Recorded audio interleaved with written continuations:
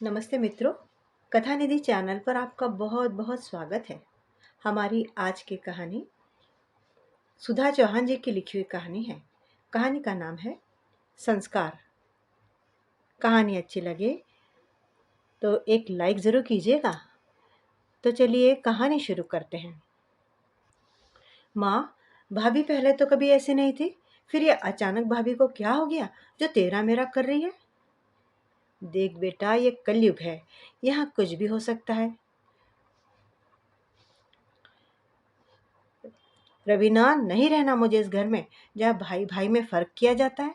और आज तो बहुओं में भी फर्क होने लगा। तुम जल्दी से अपना सामान बांधो। हम आज अभी और इसी वक्त घर को छोड़कर जा रहे हैं। पवन गुस्से में चिल्लाते हुए अपनी पत्नी रवीना से बोला।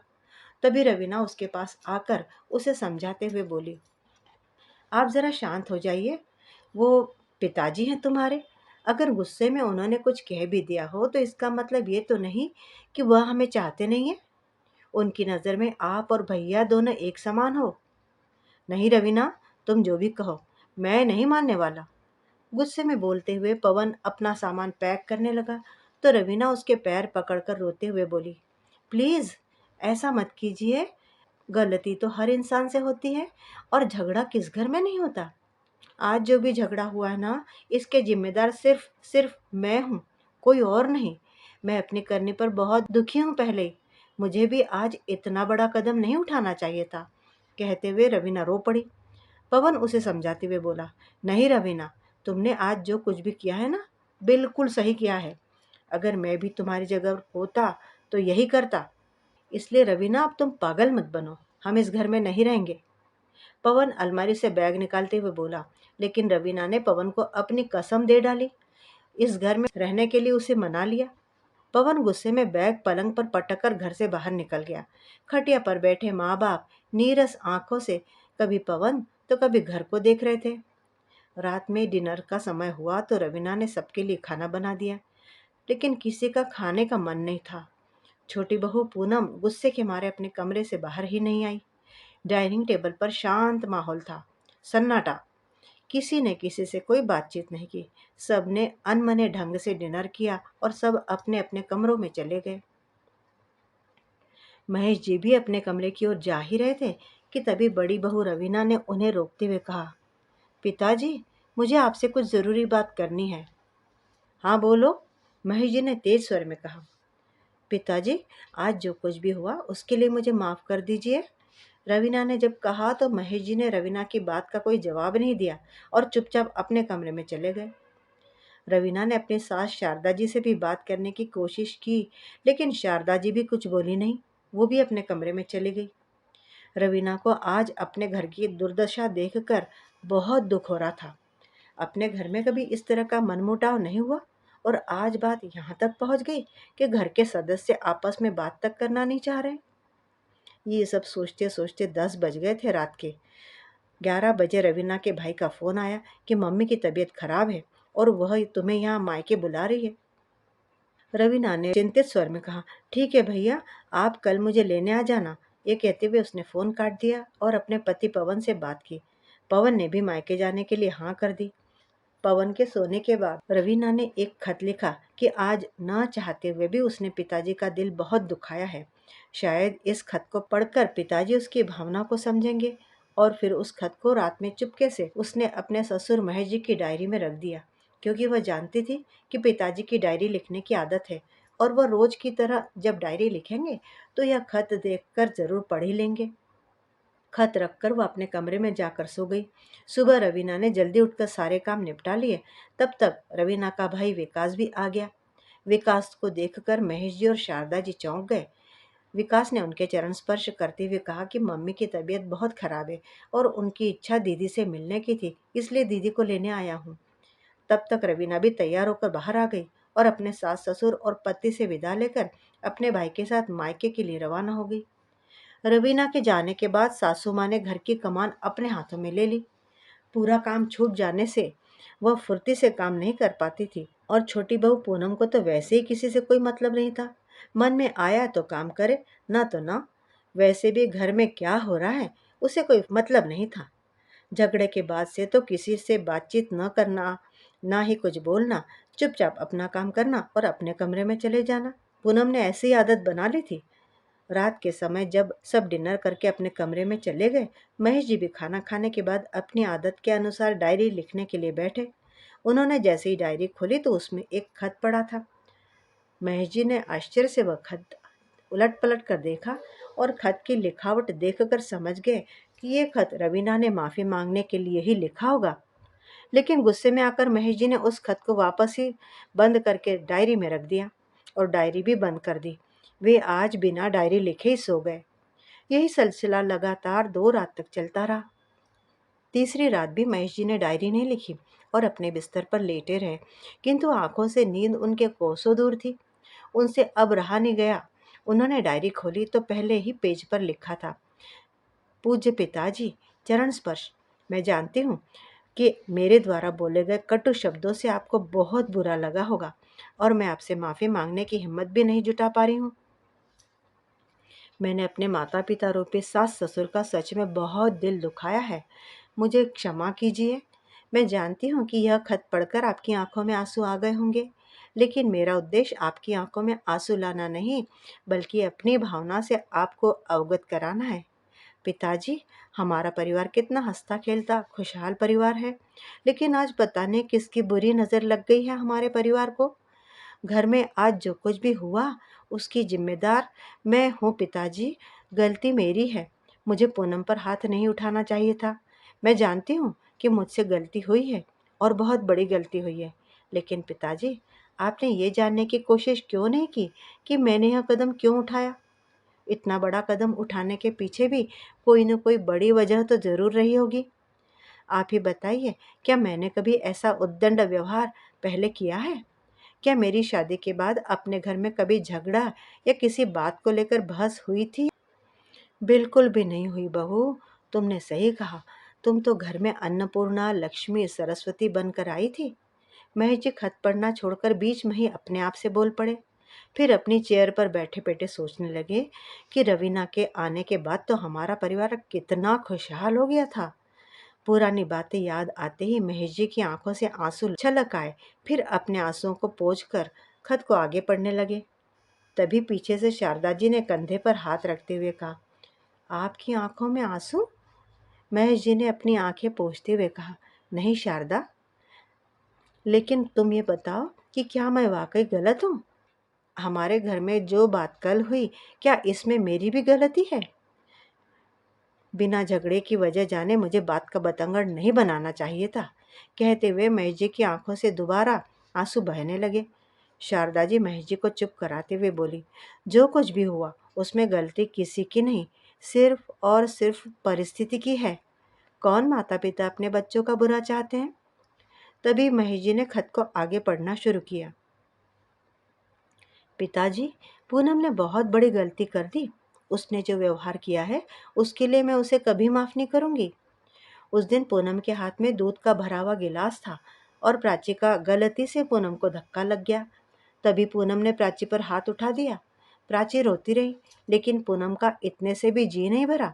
गुस्से में आकर उसने प्राची पर तंज कसा और बोला, तू तो लंगड़ी है। तू तो लंगड़ी के साथ साथ अंधी भी हो गई है। तभी पीछे से रमेश भैया भी बोले, इस गिलास की भरपाई कौन करेगा? तेरा बाप? पिताजी, पूनम तो पराए घर से आई थी, लेकिन देवर जी तो अपने ही घर के हैं ना।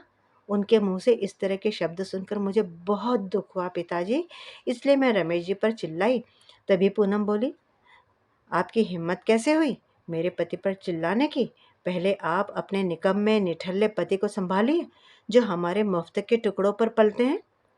मुझसे मेरे पति की बेइज्जती बर्दाश्त नहीं हुई पिताजी, और मैंने पूनम को झन्नाटेदार चाटा रसीद कर दिया।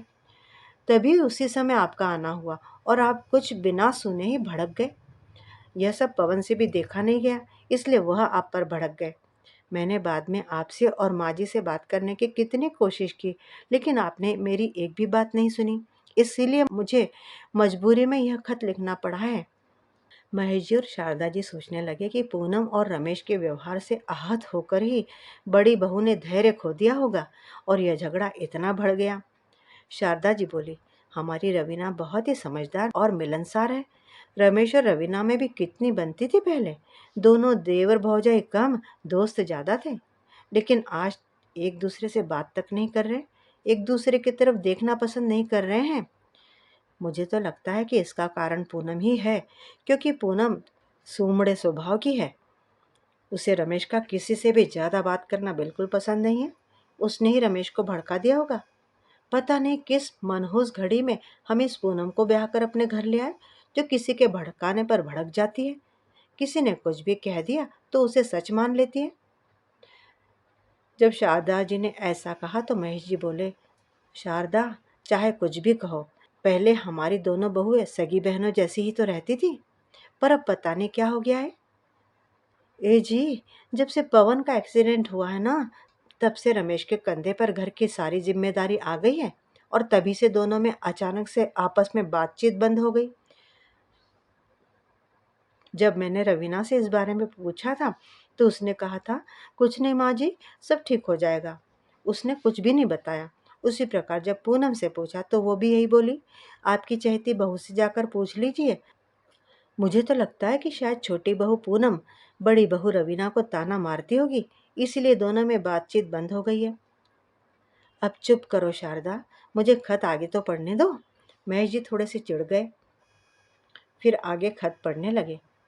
पिताजी, आप तो जानते हैं कि बच्चे कितने कोमल हृदय के होते हैं, और हमारी प्राची का उस हादसे के बाद से आत्मविश्वास कितना डगमगा गया है।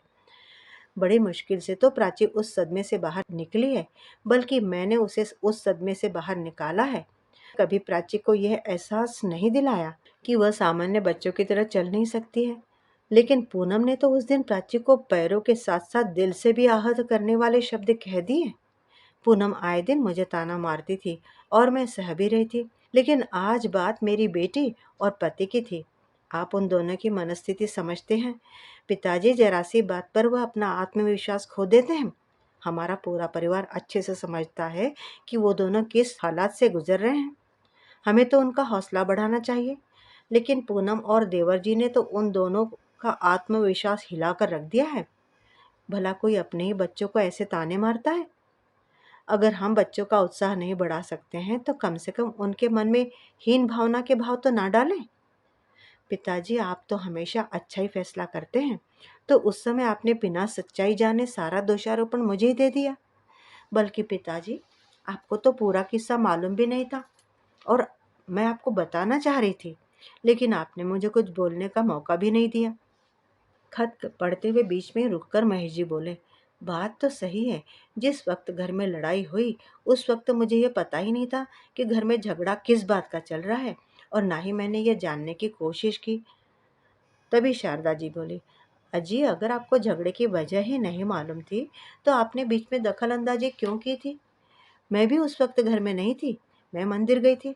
जब घर आई तो देखा आप बहुत गुस्से में थे, और मैं आपके गुस्से को शांत करने की कोशिश करने लगी। शारदा, मुझे गुस्सा इस बात का आया था कि रवीना ने पूनम पर हाथ उठाया। हमारे घर में किसी भी प्रकार की हिंसा हो, ये मुझे बिल्कुल भी पसंद नहीं है। इसलिए मैंने रवीना पर चिल्ला दिया। लेकिन तभी पवन ने बीच में आकर मुझे कहा कि आप हम दोनों भाइयों में फर्क करते हो। रवीना ने भी उस समय मुझे यही कहा कि पिताजी, पवन जी बिल्कुल सही कह रहे हैं। अगर आप हम में फर्क नहीं करते हैं तो आज आप मेरी जगह पूनम पर चिल्लाते। और रवीना की यही बात मुझे तीर की तरह चुभ गई थी शारदा, क्योंकि मुझे रवीना से इस तरह के अनादर की उम्मीद नहीं थी, बिल्कुल भी नहीं थी। इसलिए मैंने उन चारों को कहा कि निकल जाओ तुम सब मेरे घर से। अब तुम्हें बताओ शारदा, क्या हमारे हाथ की पांचों उंगलियां बराबर होती है? नहीं ना। लेकिन क्या हम अपनी किसी एक उंगली को ज्यादा चाहते हैं? अरे बिल्कुल भी तो नहीं। शारदा जी भी उदास स्वर में बोली, हमारे लिए हमारी जिंदगी में पांचों उंगलियों का उतना ही महत्व होता है जितना एक उंगली का। तो फिर तुम्हें बताओ शारदा, फिर मैं कहाँ गलत हूँ? महेश जी ने कहा, संतानों में फर्क कैसे कर सकते हैं? मैं भी मेरे दोनों बच्चों और बहुओं को बहुत चाहता हूँ, और उनके बिना मैं रह भी नहीं सकता। लेकिन मैं बूढ़ा बुजुर्ग पिता हूँ, मैं क्या करूँ? बताओ शारदा, मेरे लिए तो दोनों ही बराबर है। मैं अपने सब बच्चों में पक्षपात क्यों करूँगा? क्योंकि मैं जानता हूँ कि उंगली छोटी हो या बड़ी, सब मिलकर जब मुट्ठी बनती है तब शक्तिशाली बन जाती है और हौसला बुलंद करती है। उसी तरह मेरे बच्चे जब साथ रहते हैं तो मुझे हौसला मिलता है, लेकिन जब बच्चे घर में कलह करते तो मेरा दिल रोता है। कहते कहते महेश जी की आंखों में फिर पानी दिखाई देने लगा। शारदा जी उन्हें शांत कराते हुए बोली, कोई भी माँ बाप ये थोड़ी चाहता है जी कि उस परिवार का बंटवारा हो। रवीना को मैं बहुत अच्छे से जानती हूँ, वो सब कुछ बर्दाश्त कर सकती है, लेकिन अगर उसके परिवार के खिलाफ कोई आवाज़ उठाए तो वह कतई बर्दाश्त नहीं करेगी। आज तो बात उसके पति और बेटी की थी। आप तो जानती हो, इन 3 महीनों में रवीना ने क्या कुछ नहीं झेला। हमें तो यही लगा था कि हमने बेटे और अपने पोती को खो ही दिया है, लेकिन रवीना का खुद पर भरोसा और भगवान पर अटूट श्रद्धा थी कि वह अपने पति और बेटी को मौत के मुंह से बचा कर ले आएगी। याद है वह मनहूस दिन जब पवन और प्राची का एक्सीडेंट हुआ था? हम सब तो टूटकर हिम्मत ही हार चुके थे, लेकिन वो तो रवीना ही थी जिसने हमें भी हौसला दिलाया और खुद भी हिम्मत रखी। उसके साहस और हौसले की वजह से ही तो आज पवन और प्राची हमारे बीच में है। बड़ी मुश्किल से रवीना ने अपने पति और बेटी में आत्मविश्वास जगाया था, लेकिन पूनम और रमेश ने एक ही झटके में उनके आत्मविश्वास को डगमगा दिया। रवीना की जगह कोई और भी होता तो वो भी तो यही करता जो उसने किया। वह तो गलत नहीं है जी। फिर कुछ देर रुककर शारदा जी आगे बोली, उस दिन घर के झगड़े के बारे में मैं भी कुछ नहीं जानती थी। रात को मैंने पूनम से भी बात की तो वो बोली, मेरे पति पिछले 3 महीने से घर का खर्चा उठा रहे हैं। आज प्राची ने गिलास तोड़ दिया, दूध भी बेकार चला गया। आए दिन कुछ ना कुछ नुकसान कर देती है। हम ये फिजूल खर्ची काबू में नहीं रखेंगे तो फिर घर का खर्चा कैसे चलेगा। और अगर रमेश ने कुछ कह भी दिया तो रवीना भाभी को नाराज होने की क्या जरूरत थी। जो व्यक्ति कमाकर खिलाएगा तो क्या वह थोड़ा गुस्सा नहीं दिखा सकता। लेकिन रवीना भाभी ने तो बात का बतंगड़ बनाकर रख दिया। बड़बड़ाते हुए पूनम अपने कमरे में चली गई। तभी महेश ने कहा, शारदा, क्या इन समस्या का कोई उपाय नहीं है? उपाय क्यों नहीं है जी? कोई समस्या है तो उसका उपाय तो होता ही है। मेरे दिमाग में एक उपाय है। हम दोनों बहुओं की रसोई अलग क्यों न कर दे? क्या कह रही हो शारदा? यह भी तो बंटवारा ही हुआ। आप मेरी बात पर जरा ध्यान तो दो जी। मैं बस आपको दोनों की रसोई अलग करने का बोल रही हूँ। इससे दोनों अपने पति और बच्चों के हिसाब से खाना बनाएंगे। और अगर हमने रसोई अलग नहीं की तो हमें घर का बंटवारा करना पड़ेगा। और घर का बंटवारा करना मतलब घर का आधा आधा हिस्सा दोनों को दे देना होगा। और अगर हम घर के 2 हिस्से कर देंगे तो हम कहाँ जाएंगे? कहते हुए शारदा जी की आंखें भर आईं। महेश जी ने शारदा को समझाते हुए खत आगे पढ़ना शुरू किया। पिताजी, मैं घर की बड़ी हूँ और मुझे भी मान सम्मान मिलना चाहिए। मैं तो पूनम के ताने सुनने के बाद भी हर बात को नज़रअंदाज करती हूँ, लेकिन हर चीज़ की एक हद होती है ना पिताजी। शारदा ने बीच में ही कहा, मैं तो अब भी यही कहूँगी जी कि अच्छा ही है दोनों अलग हो जाए। कम से कम पूनम को अपनी जिम्मेदारी का एहसास तो रहेगा। तभी महेश जी खत आगे पढ़ने लगे। पिताजी, मैं बस इतना ही कहना चाहूँगी कि मैं स्वार्थी नहीं हूँ। मैं सिर्फ ये चाहती हूँ कि घर में कोई भी मेरे पति की कमाई का मजाक ना बनाए। वो जितना भी कमाएंगे हम उसमें गृहस्थी कुशलतापूर्वक चला लेंगे। पिताजी, मैं पूनम से अलग होना चाहती हूँ, आपसे या मम्मी जी से नहीं। और हमारे लिए भी यह सौभाग्य की बात ही होगी कि आप हमारे साथ रहें। उस दिन जाने अनजाने में कोई गलती हुई हो तो मुझे माफ़ कर दीजिए पिताजी। आपकी रवीना। खत पढ़कर महेश जी ने शारदा से कहा, शारदा, मैं रवीना का दुख समझता हूँ। मैं कल सुबह ही रमेश को बोलकर पूनम की रसोई अलग करवा दूंगा। हाँ जी, यही सही रहेगा। वैसे पूनम भी दिल की इतनी बुरी नहीं है, लेकिन पूरे दिन वो फ़ोन पर बातें करती रहती है। हो सकता है कि उसकी माँ उसे कुछ सिखाती हो कि घर में झगड़ा करोगी तो सब घर वाले अपने आप ही तुझे अलग कर देंगे और तेरे पति की कमाई भी बच जाएगी। शायद वही पूनम को घर बसने में मदद नहीं कर रही है। आगे शारदा जी कुछ कहती उससे पहले उनकी नज़र दरवाजे पर खड़ी पूनम की ओर गई। पूनम को देखकर महेश जी और शारदा जी सक पकाकर चुप हो गए। पूनम कमरे के अंदर आते हुए बड़े गुस्से से बोली, वाह मम्मी जी, वाह, आपने मेरे बारे में ये कैसी सोच बना रखी है। और अब तो आप पापा जी को भी मेरे खिलाफ भड़का रही हैं। फिर अपने ससुर की ओर देखते हुए बोली, पापा जी, जब देखो तब मम्मी जी हमेशा रवीना भाभी का पक्ष लेती हैं। मम्मी की तो मैं हर बात में मम्मी जी को तो मैं ही हर बात में गलत लगती हूँ। लेकिन आज तो मम्मी जी ने मेरी मम्मी के बारे में भी अपशब्द बोल दी है। मेरी मम्मी बहुत अच्छी है और उनके खिलाफ मैं एक शब्द भी नहीं सुनूंगी। गुस्से से इतना कहकर पैर पटकती हुई पूनम कमरे से बाहर चली गई। फिर जाकर अपने पति से बोली, अब मैं इस घर में तभी आऊंगी जब तुम अपने परिवार से अलग हो जाओगे। रमेश ने उसे काफी समझाने की कोशिश की, लेकिन पूनम ने भी उसकी एक न सुनी और गुस्से में तनतनाती हुई अपने मायके को चली गई। शारदा जी और महेश जी आश्चर्य भरी नजरों से पूनम को जाते हुए देखते रह गए। उधर बड़ी बहू रवीना के मायके में उसकी भाभी ने रवीना से 2 दिन तो अच्छे से बात की, लेकिन फिर वह भी अपना असली रूप दिखाने लगी। पूरा दिन बड़बड़ाती रहती कि मैं अकेले किस किस को संभालूं, मुझसे नहीं की जाती या मेहमानों की आओ भगत, मुझे तो अलग रहना है। भाभी के मुंह से ऐसे शब्द सुनकर रवीना तो हैरान रह गई। उसने अपनी माँ से बात की। माँ, भाभी पहले तो ऐसी कभी नहीं थी, अचानक से भाभी को क्या हो गया है जो तेरा मेरा कर रही है। रवीना की माँ उससे बोली, देख बेटी, यह कलयुग है, यहाँ सब कुछ हो सकता है। अब बेटा, तू अपने ऊपर से देख ले, तू तेरे सास ससुर की कितनी निस्वार्थ भाव से सेवा करती है, लेकिन तेरी देवरानी आने के बाद तेरे मन में भी यह ख्याल आ ही गया ना कि सब कुछ तू ही क्यों करे। उसका भी तो परिवार है, वो भी उस सब की सेवा करे। बेटा ये बता, जब तेरी डिलीवरी हुई तो तेरी सास ने तुझे कोई तकलीफ दी? नहीं ना? नहीं माँ, बिल्कुल भी नहीं। मम्मी जी ने तो मुझे बहुत प्यार दिया। तो बेटा, अब तू भी यह सीख ले, सोच ले, अगर तेरी देवरानी का बच्चा छोटा है और अगर तूने 2-4 काम ज्यादा कर लिए तो क्या पहाड़ टूट जाएगा? नहीं ना? तो फिर तू अपनी देवरानी की बराबरी क्यों करती है?